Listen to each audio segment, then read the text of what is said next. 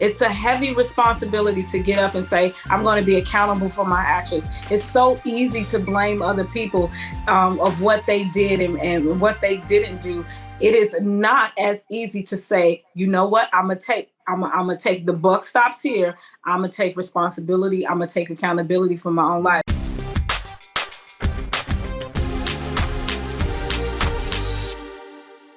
What's going on, guys? Welcome to another edition of Dads on Purpose, the podcast, man. I'm your host, Josh Ashford. And for the first time in 50 episodes, I do not have a big homie, Mr. Kevin Brigance, and scheduling conflicts. We thought he was going to be here. He wasn't here.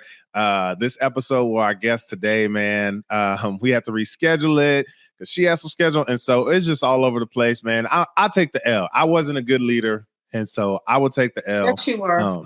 That's what'd you say? You were a good leader. But you know what? The buck stops here, and I eat it. I can take it on the chin. That's fine. But man, we got the homie, Miss Javonne Steward, the land of the slabs. I was telling her earlier. I said the land of the sip and syrup and the screwed and chop music. She down in Houston, Texas, right now, by way of Chicago, Illinois. Going on? What'd you say? I said, what's going on? She's like, what's going? Hi. I done did that build up. And she's like, hi. Did you snort? I did. That's what I do. It. You know, I that's love what it. I do. I love it. Oh my goodness, but we gonna it's gonna be a dope episode, man. It's gonna be fun. It's gonna be fantastic. Javonne, how do you introduce yourself? Because I introduce you the way I want to introduce you, but I'm gonna let you introduce yourself the way you want to introduce yourself. Thank you so much, Josh. What's up, everybody out there? I am Javonne Steward, your favorite personal development coach, and I am super duper excited to be here. That's how I introduce myself. Why'd you say it? Like you sounded not sure. You just like that's how I do it. That's how I do it. Yeah. I was at a networking event today, and I'm a shy person. Cap. And I, you know what I'm saying? So I knew half the room. And so everybody's doing their little introductions. Oh, I'm so and so. I'm just like, I'm Josh Ashford. Like, and I passed the mic. Yes. Like you know who I am. Some people refer to me as Miss No Excuse Today. I actually like that. But I like to refer to myself as your favorite. I'm your favorite. Miss No Excuse Day? No excuse today, Miss No. Oh, today. No, I mean, I knew what the motto was, but that's not what I heard. I was like, I got the shirt. I got the maroon boy. I got the maroon boy. Yes, Miss No. I got a question. And I don't know. This might even be starting to get into the podcast or not, but so I noticed that people that talk about leadership and not even leadership, but like visionaries and things like that mention a lot about Kanye. And the last couple of your posts, you've been mentioning Kanye. And now I liked Kanye back on with, College Dropout. That was it. That was it? After that, I didn't like I don't like nothing about Kanye. He annoys me. Like I don't understand him. That doesn't mean he's wrong. That means I just don't personally like him, and I don't really care. But from a marketing standpoint, genius. Yes. I get it. Yes. But what I want to know is why do so many people look to him for as a visionary, like that type of, you know what I mean? Because Kanye that is the exact word to describe him. He is a visionary. So he sees stuff. Ideas that he's had in his head probably since he was a kid. And he actually communicates with his team because he can't do anything by himself. But what I do know about him is that he is phenomenal at bringing teams together to execute on that vision. So that is what makes him a phenomenal leader in my eyes. I remember my very first time hearing Kanye was through The Wire, and he was actually my very first concert. And just to see, I paid Through The Wire was your first concert, like that. That whole thing, yeah. We went to House of Blues in Chicago. Yeah, and I'm good. It was $25 to go see him, and he was 3 feet away from him. He's right there. So so was that like once the album like came out, or was it like pre-release and like where anybody really heard it? That was before his College Dropout actually came out. Oh, okay. I was about to say, I didn't know how close you was to him. You know what I'm saying? Yeah, he was not. I wasn't. I talked to him one time on the phone, but you know, that's how he was. Like, he was like cool. And I still think he does. That was real Mike Jones stuff, giving out his phone number. Well, no, actually somebody, I used to work at Banana Republic on Michigan Avenue, but I was off that day. My homegirl worked at another store, and he actually came into the Ralph Lauren store. Oh, it's so cool. So he came into the Ralph Lauren store, and she was there. She called me. She's like, Javonne, Kanye's in the Ralph Lauren store. I'm like, all days, on my day out, in the Ralph Lauren store is right next door to Banana Republic on Michigan Avenue. This was back in 2004.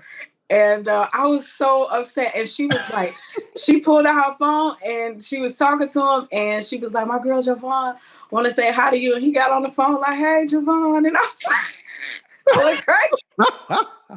I think that's why I forever love Kanye. Like, I'm done. Kanye, if you ever listening, okay, back in 2004, you was in the Ralph Lauren store. Yep. And I've been a fan before that, but always and will be a fan of his forever because he is a phenomenal leader. People, and the how he gets so much backlash and so much like hate and, you know, people saying mean, cruel things, and he like take it. You know what I'm saying? Like, that's beautiful. That's his resilience is very remarkable. And so that's why I think he's one of the greatest leaders and probably will go down as one of the greatest leaders. And so you know what I'm saying, this is Jazz on Purpose show. And so I love to make everything practical. And so we're talking about, you know, Kanye taking everything on the chin, being a great leader and things like that. And now, you know, whether you're a leader, whether you're a single parent family, you know, married, family, separate, whatever your situation is, as far as you being a parent, I think definitely being that buck stops here, like taking accountability. I think that's really like one of the we try to blame our kids for things, but in reality, we raised them that way. That's the truth. So I don't know. But anyways, that's not what I'm getting to. That wasn't my point. That was a sidebar. So my question, so you said like Kanye, you know, he is a visionary, blah, blah, blah, blah, blah. He sees things, and I don't know what kind of stuff he'd be seeing, because he just like, look, he makes stuff, people in the corner. No, but popping like Kanye. No, but you said like people like throw all kind of slang at him, and he just takes it and things like that. But he reacts in a certain kind of way. And so my question, I'm not even trying to go down this rabbit hole, but it's just a question of, Trump did the same thing. Yeah. Does that make Trump a great leader? And I'm right, wrong, and different. I don't know. I don't know. I never followed Trump like that. I didn't. So I can't even speak on that. But when we talk about Kanye, Kanye was a phenomenal leader. And I believe he's an amazing father. I think he gets a lot of his ideas. He has young children. Like, some of the stuff that he does, I'm like, them kids had to inspire this. What he does is he uses all of his resources around him, and he leverages other people's talents, his strengths, and he just comes back. Even when he put out horrible things, you know, that some people may consider horrible, or he may say horrible things, he learns from those experiences and he comes back from it. That's what I love about it. Does he learn? I don't know.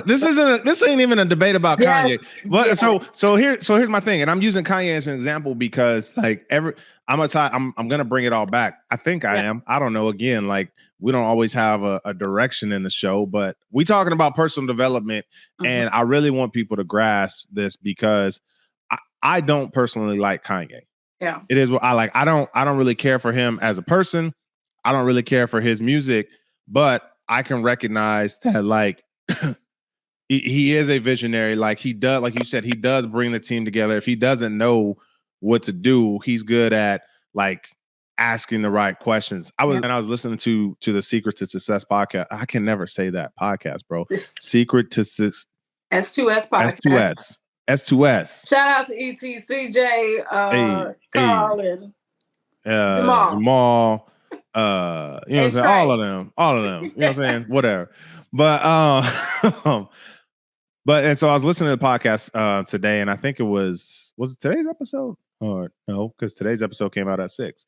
So it was last week's episode, and they were talking about the conference, and they were talking about somebody they had come on. And long story short, I don't know if you listened to it, but she broke it down, and she was just like, I don't like when people say I don't know, because I don't know is you cheating yourself. Like, what? I won't start a business because I don't know how to do this. I don't know how to do that. Yeah. And she was like, you do know, you're not taking action on it. So like people are like, oh, I don't know where to start on a business. Okay, well, what do you know? Like you do know that you need an LLC. You do know the homie over there start a business. So you can ask him what to do, or if he has some guidance or something like that. And so I think Kanye is really good at getting rid of that I don't know mentality. Like he'll surround himself. And I don't know. Do you think that's something that people are like, that most leaders are lacking? Because people that know that are successful aren't necessarily great leaders. That is true. So my question is that like something that's typical of people like missing that quality, or what is it? I think, sometimes nowadays there is no room for somebody to be ignorant. It's too many resources out here for one to be ignorant. Like if you are ignorant in any area, you are literally deliberately choosing to be ignorant. I could see if you was living under a rock.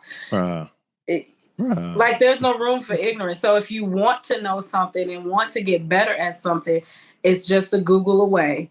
It's just an Amazon book away. Bro, Uncle Google is your friend. Uncle Google. It's just a phone call away. There is no, it's too many podcasts out here. Too many everything out here for somebody to be ignorant in an area. And if if you are ignorant in areas, that's because you're choosing. But then sometimes it could be exposure, right? Sometimes people may not know what they don't know or what they should know. So exposure and environments also contribute to that. But wait a second. So what do you, and so when you say it could, well, like they don't like the exposure. So I don't know. I can't buy that, because again, there are so many readily available. Like, it is, but okay. So I'll give you an example. In his book, The Art of War. No, The Art of Science and Respect. What's his name? Jay Prince. Nope. You don't know who Jay Prince? Okay, so he has a phenomenal book called The Art of Science. I am really jacking up the book title. Please forgive me, Jay Prince. But it's his I'm gonna have book. to Google it, because now, mainly so we can get the name right. I think it's The Art and Science of Respect. It's Jay Prince. That's it. That's my final answer. It's The Art and Science of Respect by Jay Prince. Art and Science of Respect, a memoir. Yes. By Jay Prince and Jasmine Waters. God rest her soul. She is no longer with us, but she is a phenomenal writer, and that book is flipping phenomenal. So there's a part in the book where he talked about he was going to visit somebody in jail when he was younger, right? So here he is. I believe he grew up in 5th Ward here. Again, I don't know about the wards here. Even though I've been here for 9 years, I still don't know about the wards here in Texas. Well, just a few of them, 3rd and so I think he grew up 3rd and 5th. Ward. Okay. And so he talked about going to visit somebody in prison, right? So here his environment, and before him traveling to go visit somebody in prison, that was his environment. He was only exposed to what he saw, right? And for most people who grow up in poverty, is usually you're not traveling outside of your community. You go to school, church, or whatever. You stuck there. Now, if everybody that's in that same environment thinks the same, that you have nothing to look for or like look to aspire to. So here he is. He's driving on the roads of Texas to this penitentiary or whatever, and here he sees open land. So And I can just imagine him as a kid, you seeing all this open land. He didn't even know, like, because where he lives is, projects and it's enclosed. So that's what I mean, exposure. So him going to jail exposed him to, there's so much land out here that I didn't even know. You know what I'm saying? And so that gets you. But see, here's my thing though. Like I think that's true. Like for like my generation and you know what I'm saying, like us, but these kids these days are connected at the hip to everything, and like I know, but if you don't know but what see, to even in our, like, even growing up, like, yo, like we can watch MTV Raps and, you know what I'm saying, and Cribs and all those things. So, okay, we see those. We see the big houses. We see, yo, they on the beach. We see those things, and so we're aware that those things are out there. But I wonder, is it just exposure, but then two, is it with us connecting ourselves to that? Like, okay, he's driving down the highway. He's heading over to Huntsville to the penitentiary to see the homie, and now he sees this land, and he's like, "Ooh, this could be my land." Yeah, you know what I'm saying? As opposed to, I'm watching MTV Raps, you know what I'm saying, and I see them like doing little, you know what I'm saying, doing a dance on the beach, but they got money like that. I can't do that. I'm not a rapper. You know what I'm saying? Like, it's a question. It's not a statement. Okay. I see what you're saying. I don't, you know what? I don't know. I still think it just my opinion, exposure, and environment. But, at a certain point, there is no room for ignorance. But there are still people who, again, because of exposure and environment, they don't know what they really don't know. They don't know what to aspire to. Maybe they don't have vision. Part of it is they don't know who they are. So that plays a huge part. That self-awareness plays a huge part in why somebody can't see something, because they don't really fully know who they are. Where does that process start? That process could start pretty much self-awareness. Like, that's the bag. Like, that's the beginning of the bag. I think when you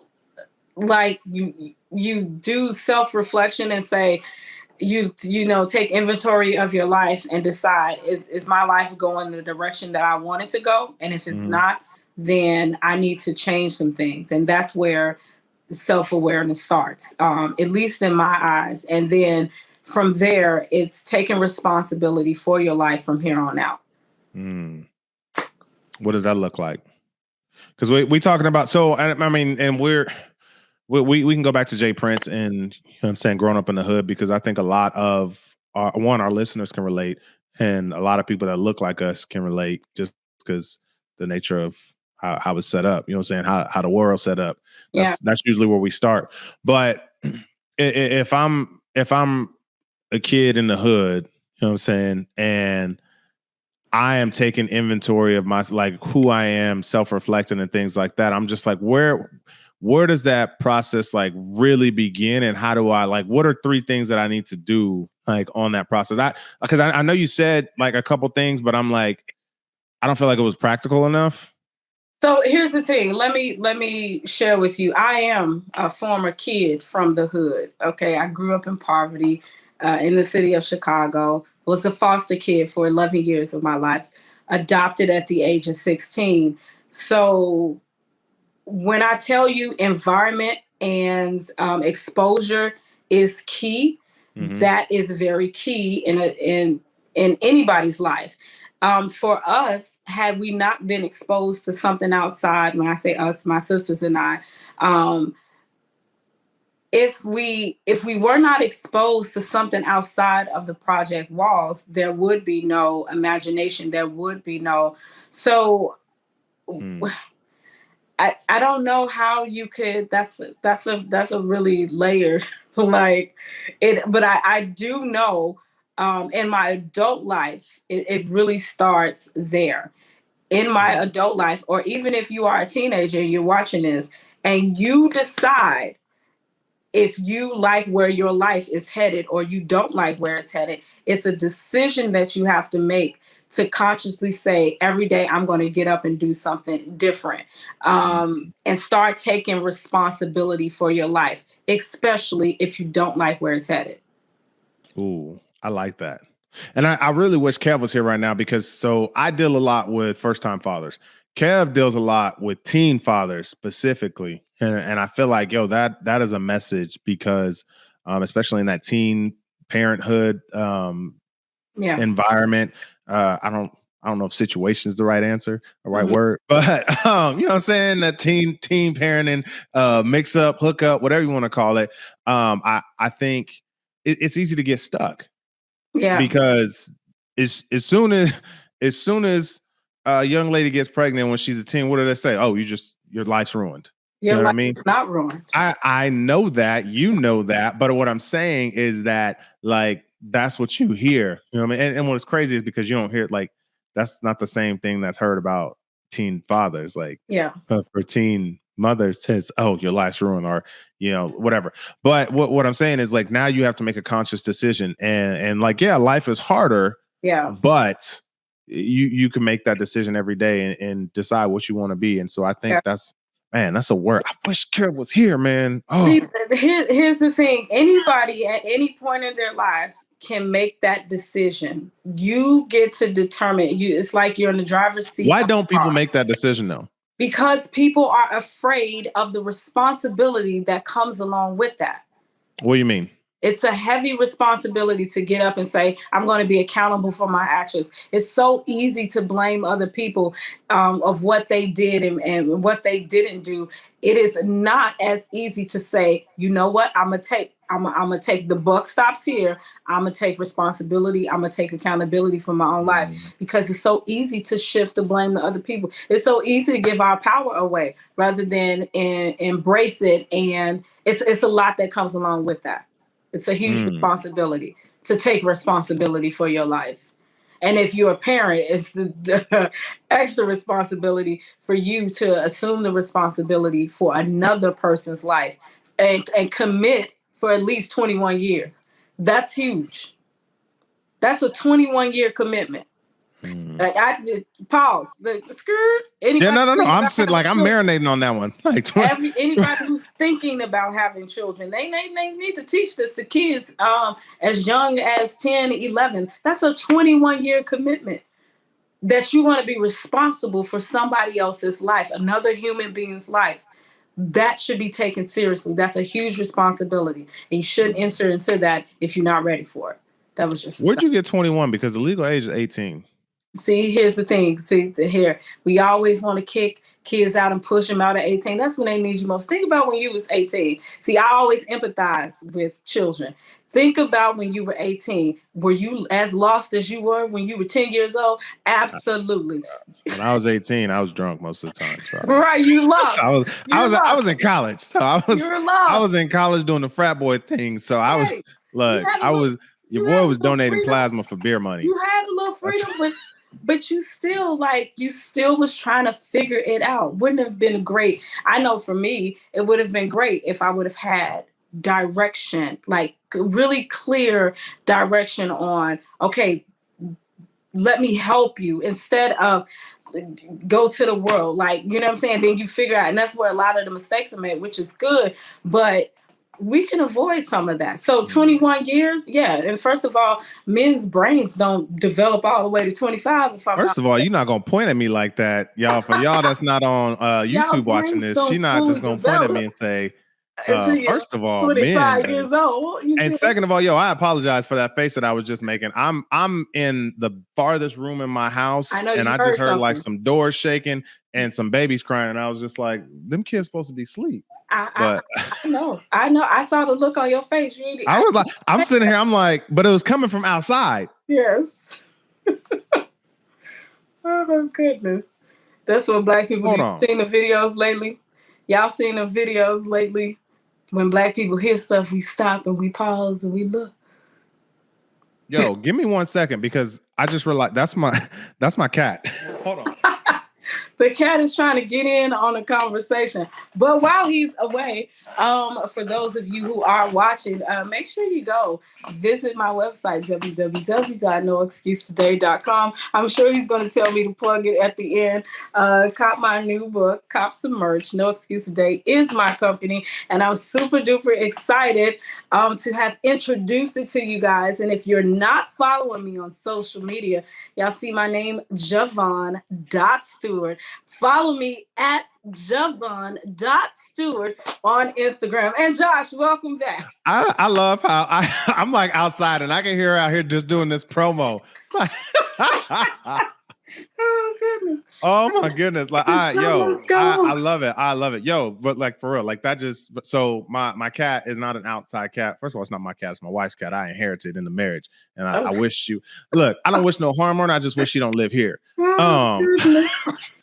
And so at night she likes to go outside and she hangs around our house. And so she's on the roof right now. On the roof. Yeah, that's fine. But I live in a very wooded area.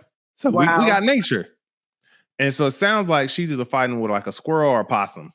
Oh, or maybe Ricky the raccoon. She out there? I don't know, but she's like, I can hear her rolling around upstairs. And I'm like, anyway, so I was like, I'm trying to get her inside. And so I go out there and she's just looking around like just she out there playing with her friends. Bruh. Yeah. Look, I done forgot exactly where this was. We was talking about personal development, and then you ever seen Over the Edge, Over the Hedge? Oh, you got to get that for the kids. Oh no, yeah.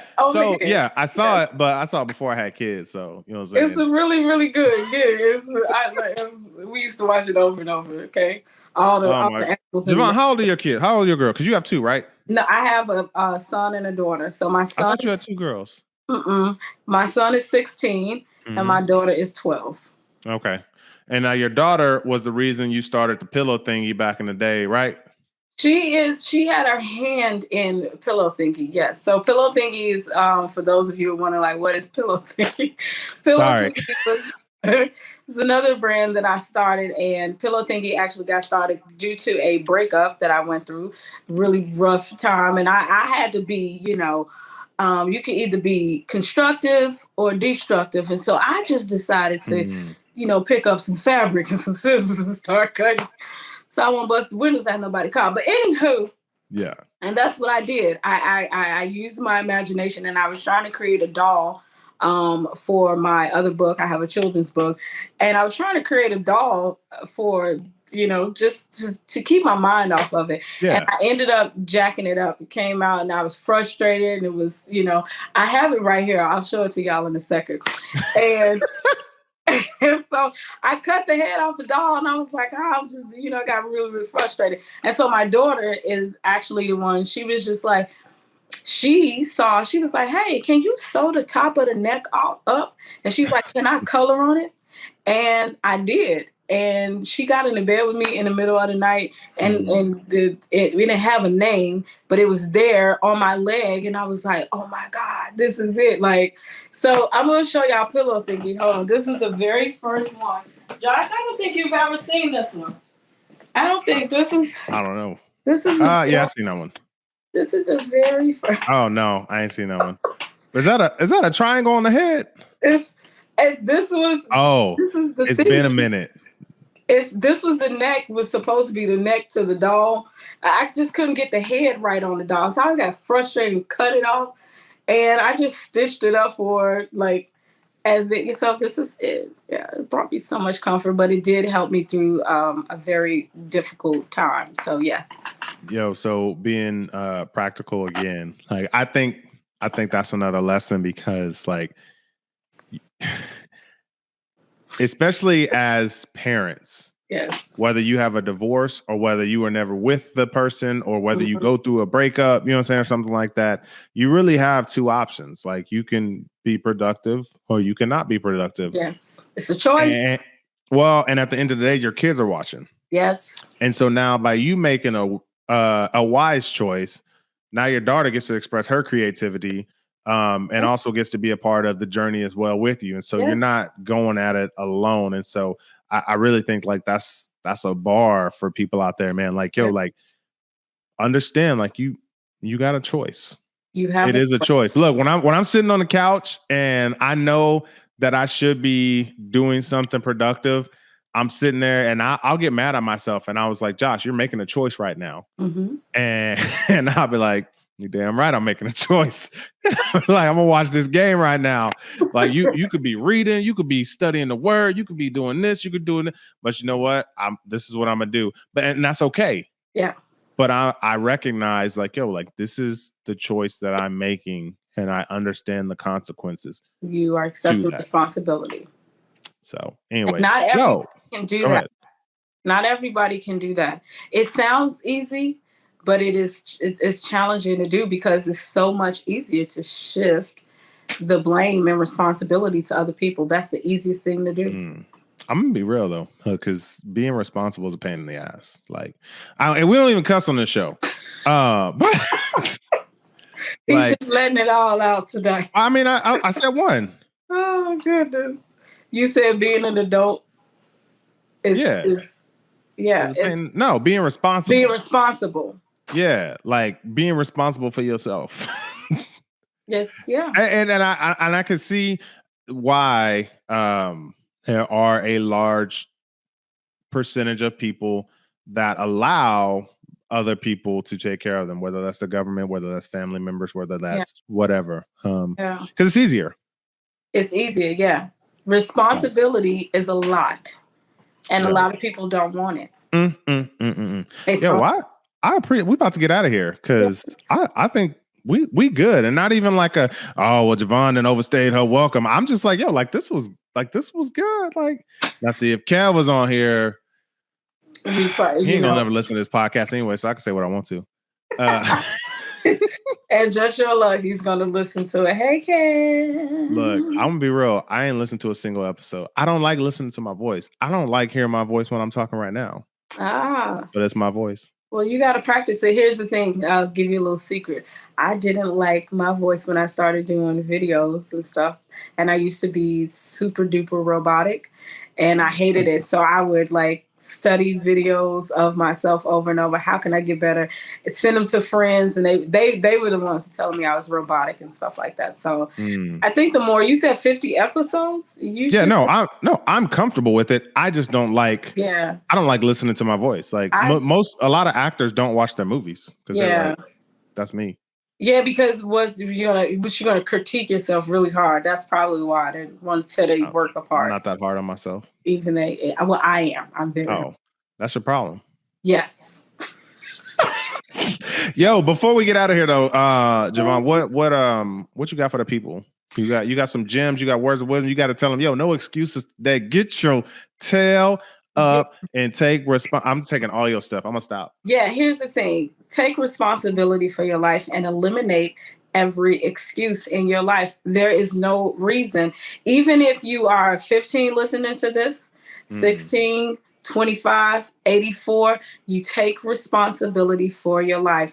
Don't nobody care about your sad story. It really only matters when you overcome that sad story and you do something like triumphant and great. That is the inspiration. So y'all ain't got no excuse out here. Bust a move, put those X's up. Okay, this is the no excuse today. We took over since DMX has gone on to be with the Lord. We put our X's up. I mean, when I see the X, I think Dez Bryant, and I can't stand Dez Bryant. I don't know who that is. Dez Bryant, he played for the Cowboys. I don't know sports. Okay. I'm sorry. You too busy at Banana Republic and Ralph Lauren. I watch sports documentaries though. That's the very interesting thing. I like sports documentaries because I like history. I like learning about people, but I don't like watching people beat each other up. And I love watching people. No, I can't do that. You and my wife will be good friends. Look, I don't know my wife. We've been married 4 years, but we've known each other since 2006, and we've been good friends. But I didn't know that she was such a fan of history until we got married. Yeah. Because when I say we were good friends, we lived in the same complex even after college, and I would be over there with like her friends, and my friends would be like, we were always together. We were just all good friends. Like we would go to friends' wedding, blah, blah, blah. Like that's what we would do. And so I don't want to say it wasn't like on a deep personal level, but like, you know what I'm saying? We weren't surface level, but we wasn't like, you know, like super, super close. You know what I mean? Yeah. And so I guess I didn't know that she really liked history like that. And so when we were dating, we went to San Diego. And that's a whole nother story because we was living by the Lord, and I let her book the hotel room. She got a room with 2 beds, and she was like, "You sleeping over there?" And I was like, "Anyways, hey, nothing happened. We got married, but anyway, so we went to this ship called the Midway ship in San Diego. I don't know if you know about it, but it was an old warship and whatever, and it's just docked in the bay in San Diego harbor, whatever it is, and so you can take a tour on it, and it's like a real big ship. Like it's got jets on top of it, and helicopters, and all this stuff. Like it's huge, and you can tour almost the whole ship. And my wife now made me tour the entire ship. Okay. Which I was not expecting. There is 6 post office on that ship. 6? 6. And we went to all 6. Oh, wow. Because she wanted to listen and read all the facts and all of them. I think I walked like it was a lot of steps. It was just a lot of steps. And so that's what I'm saying. Like you, and so now I'm like, yo, you want to go to the museum? Yeah. You know what I'm saying? I mean, like I feel like that's her love language. You discovered something that motivates her. History is the motivator.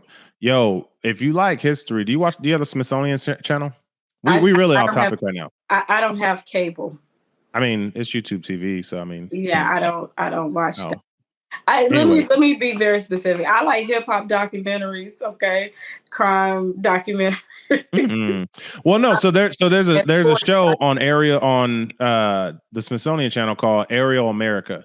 Okay. And the whole show is all from a helicopter, and they go through different parts of the US and like talk about like the history of like the little towns or the rivers, blah, blah, blah. It's really dope. Okay. It's really dope. Anyways, now that we got all that out the way, yo, y'all like this podcast, subscribe to the podcast, share the podcast. Y'all do all that things, man. We love you guys. Appreciate y'all rocking with us. Yo, if y'all ain't following Javonne, I wish she changed her name, but it's been Javonne Steward. I'm going to say it again. It's at Javonne.Steward. So they'll see the spelling of my name, correct? Yes and no. So the majority of our listeners are on the podcast, not on YouTube. Let me spell it out for you guys. Thank you. At JAVONNE.STEWARD, coming to you from Cincinnati, WKRP. No, I'm just joking. But I was like, wait, what? I just, I was spelling stuff, so I just thought I'd roll with it. But Javonne.Steward, you can find me, and you can also find my brands page at No Excuse Today brand. It's not excuse with an S at the end, okay? I gotta, y'all just, you gotta need to get a new name, because if you gotta explain to me how to get to your page, it's not, because it's a habit that people keep saying no excuses, and I'm like, no, we're talking about today. We're not talking about how many in the future. We're talking about today. We're in the moment. I mean, present. No excuses today. No excuse today. No. I hear what you're saying. I know. Anyways, y'all, we appreciate y'all. Thank you so much. God bless. Take care. Peace.